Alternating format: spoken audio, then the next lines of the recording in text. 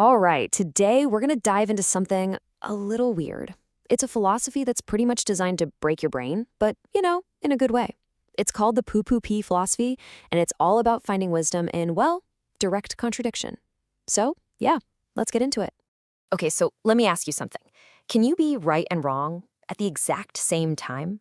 It sounds impossible, right? But according to this whole idea, the answer isn't just yes.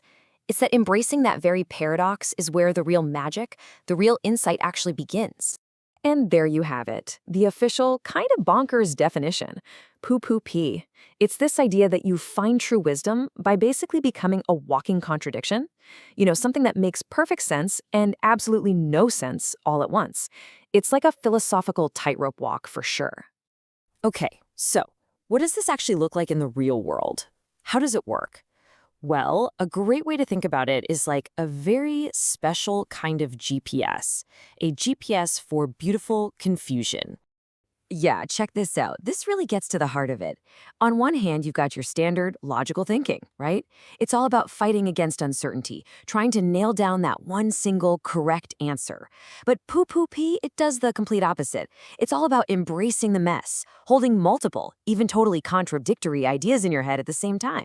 You just sit with the uncertainty. And that GPS analogy, it's perfect, because it's not about having a fixed map where you know every turn. It's about trusting the process, trusting that all that constant recalculating, all that chaos isn't a bug in the system. It's the main feature. It's a system that somehow, some way, gets you where you need to be, even if you had no idea that's where you were going. All right, to make this whole thing less abstract, let's look at a real-world example from, well, probably the last place you'd expect, professional hockey. We're going to talk about the Vancouver Canucks because they became absolute masters of this philosophy. It's where we get to see how losing can actually be the best way to win. And this is where it gets beautifully absurd. Look at this. A crushing 8-0 loss? Nah, that's not failure. In Pooh-pooh Pooh logic, that's masterful progress toward getting a top draft pick. But what about a winning streak? Oh, that's a disaster, a total setback. It pushes you right into the middle of the pack, the absolute worst place to be. As you can see, every normal idea of what good and bad means just gets turned completely on its head. So you can just picture it, right?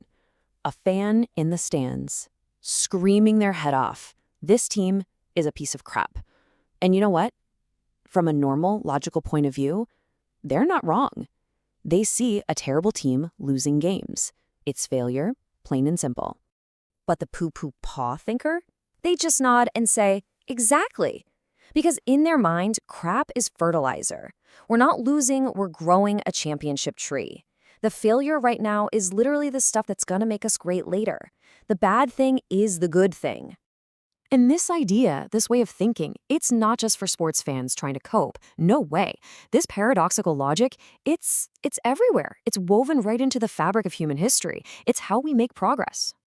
I mean, just think about the Renaissance. We picture it as this golden age of genius, right? And it was.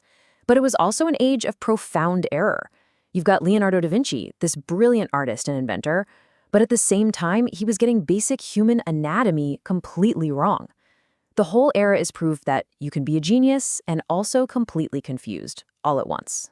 And look at how knowledge itself moves forward. It's always through these chaotic, contradictory leaps. The printing press, total poo-poo-poo moment.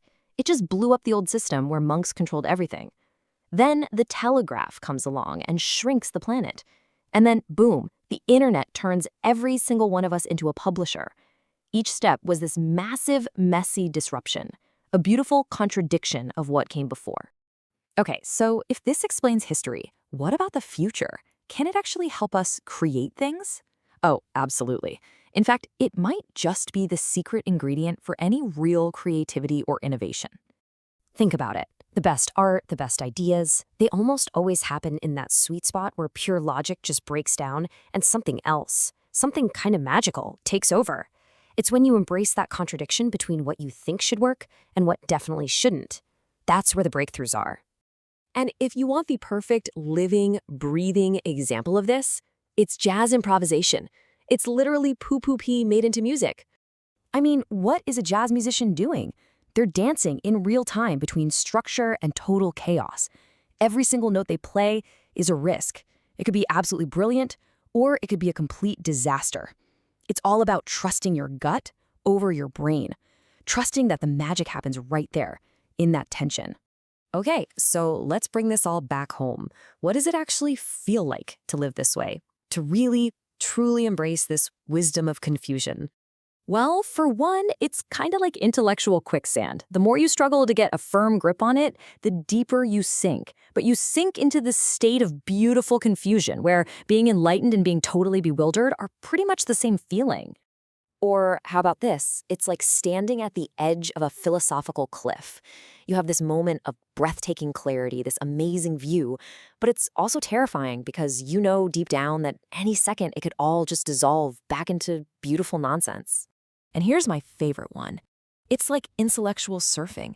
See, you're not trying to get to the beach.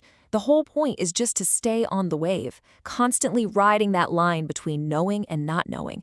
The journey, the balance itself, that's the goal. So when you boil it all down, what's the big takeaway? It's that true wisdom isn't someplace you arrive at. It's not a destination. It's the journey. It's the art of embracing that delightful uncertainty and finding the good stuff right there in the middle of the confusion. And that really just leaves us with one last question for you to think about. If this is all true, then what contradictory truths, what beautiful, messy paradoxes are hiding in plain sight in your own life, just waiting for you to see them?